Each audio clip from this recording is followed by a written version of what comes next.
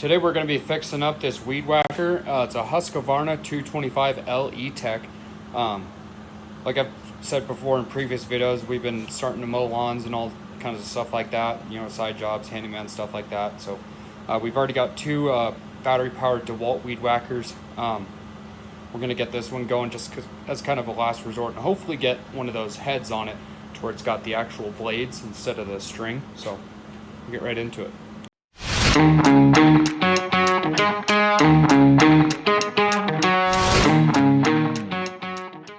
So if you have this kind of particular weed whacker, and this should go for all of them besides getting to the coil itself, but you're just gonna have a series of screws.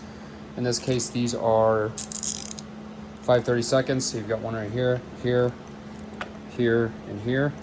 And then you've got two at the bottom, which I've already taken those out.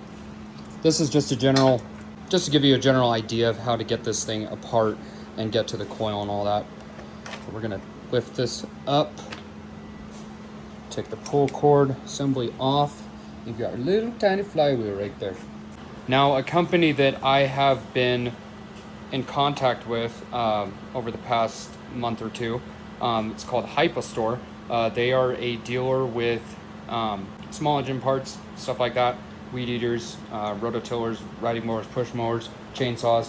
They have pretty much every single type of maintenance part that you will need, and they generously sent me a new spark plug and a new ignition coil. So we're gonna go ahead and get these installed, see if this thing will fire up. So like I said, once you get the covers and everything off, you're gonna remove the boot, go into the spark plug. Looks like you got two Allen bolts right here, and it usually goes for any weed eater or weed whacker. There's usually two bolts holding the coil on, and then there's some grounds for the kill switch. So these should be the 5/32. Like I said, this might not pertain to your exact weed eater, but this just gives you a good general idea of how to replace one of these. So we're gonna go ahead and get this off. Get these two bolts off, get these plugs off. These just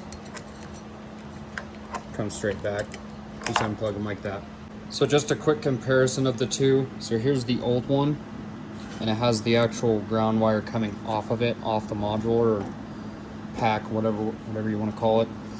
This one just has the tab right here, and it looks like instead of them using the wire, which could eventually break, they have this grounded right here, that little copper looking tab. So that wire is actually getting eliminated. So we're gonna take this tab, and the old one came with this little tab right here that went into the screw. So that one's gonna go on the top, just like that. And then both those grounding wires are gonna get hooked up the same way. So I'm going to take the new one, and when you put this on here, before you put it on here, you want to rotate this counterclockwise. See, I already did, but I'll show you again. So see how there's just the fins? These fins are actually the fan that helps cool the engine. But you want to rotate this clockwise until you get to this flat spot, and that's where you get the signal from the flywheel to the ignition coil to the spark plug that sparks it. This is your timing right here. So you want to get this on the flat spot, because these right here are going to be resting against this, and it's going to form a magnetism to it. So that's why you want those there. And we're actually going to gap this, and the gap is, so I had to check back in my notes, but the ignition gap is 10 to 12 thousandths of an inch. So once you get this on, you just want to get these bolts snug on there.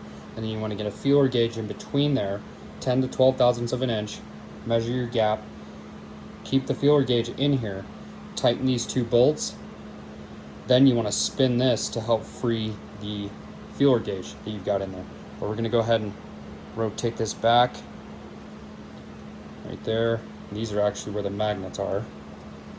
So we're going to put that on. So we've got the new coil on there. I'm going to go ahead and hook these ground wires up real quick, and I'll show you the feeler gauge process. So So like I said, you just want to get those bolts on there snug so you can still move this up and down. See, I can see the gap. So you want to lift that up. You want to lift that up. I'm going to put the phone down and show you, but you want to lift this up, get that gap back in between there, and then put the feeler gauge in between there. And we went ahead with the 11 thousandths right in the middle. So 10 to 12 thousandths, we went right in the middle. And I'm going to put the phone down and put that in there and show you real quick. And with a little bit of YouTube magic, just like that, we've got the feeler gauge right in between the flywheel and the coil. Now you can tighten. All right, so once you get those two bolts tight, usually it helps to, whenever you rotate the flywheel, you know, clockwise, it helps to carry the feeler gauge with it to get it out of the way. But this is a pretty tight fit in here. But usually whenever you're working on, you know, like Predator 212s, stuff like that, whenever you're adjusting the ignition gap, it helps whenever you rotate the flywheel. It helps kind of carry the feeler gauge out. This is a little tiny engine. It's only like a 25cc, something like that, 2-stroke. But we're gonna get that spark plug popped out of there, slap a new one in, crank this thing over and see if it fires up. Now with this spark plug, like I said in the beginning, HipaStore sent me a free spark plug with the ignition coil. I don't know if this spark plug is actually bad or not, but I'm gonna go ahead and hang on to it just in case it is. Put that over there with my other ones. And we are going to use the new one that was sent to me for free. I'll leave a link in the description to HipaStore if you want to check them out.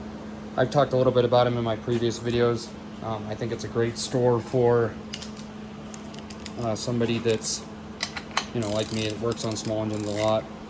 Even people that own,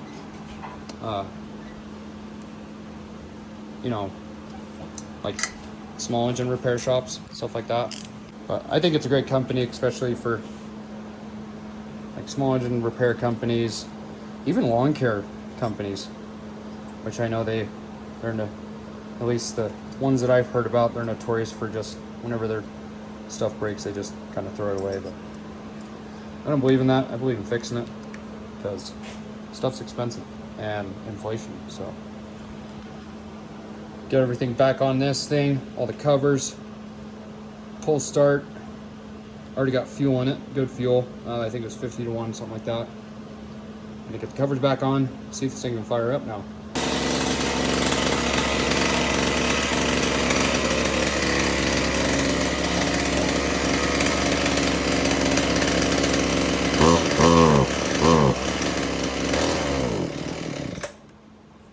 Well, she starts.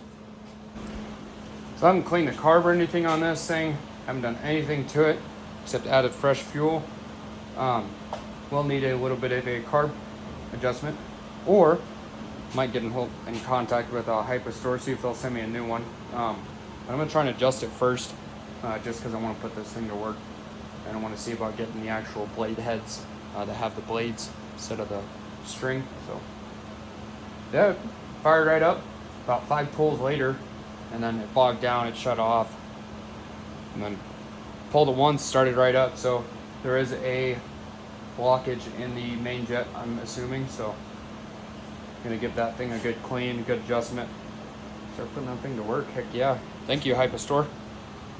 Hopefully you liked the video. Hopefully it was helpful. If it was, leave a like. Hope you consider subscribing, and until then, we'll see you on the next one.